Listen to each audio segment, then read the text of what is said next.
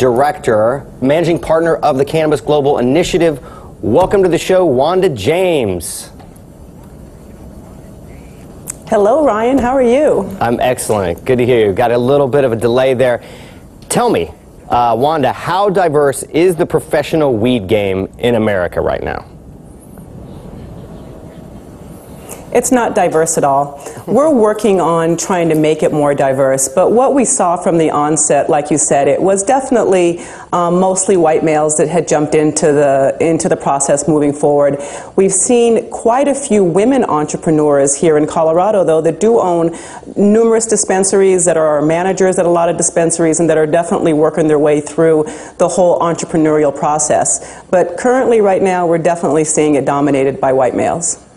Yeah, I have to say that's the way it looked when I was out there for even the Cannabis Cup in Denver. And I'm curious, do you think that some minorities might not be entering the legalized marijuana world due to a lingering fear that law enforcement might still target them?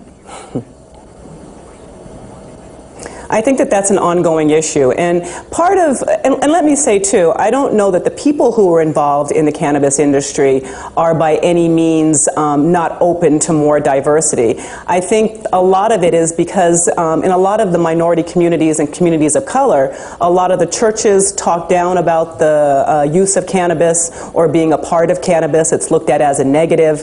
A lot of women are afraid to get involved in it just because the idea that it was, the guys back in high school that were getting high. But once again, though, let me stress that I do think that a lot of that is changing, and I'm hoping that a lot of people start to understand, too, that the more people of color that we get into this, the better law enforcement is going to react to us being a part of this. As long as we're absent from being entrepreneurs and making money at it, that fear continues. Good point. And so what about you? Have you personally experienced bias in the cannabis world, Wanda? No, and I come at this a little bit differently. And Ryan, we've spoken before, and I'm a former military officer, so I tend not to let biases get in my way of doing things. My husband and I were the first African Americans licensed to own a facility in Colorado. We've never been fearful about stepping out or being in the press or being outspoken about it.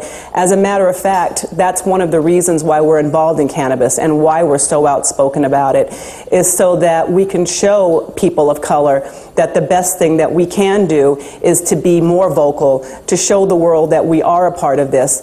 We've been penalized for so many years, and we have worked in the privatized prison systems. We've made money for the prison systems and the prison system contracts. So now I look at it, and it's time for people of color to step out and actually make money on the other side and the business of cannabis. So we've been really open about being out front about it.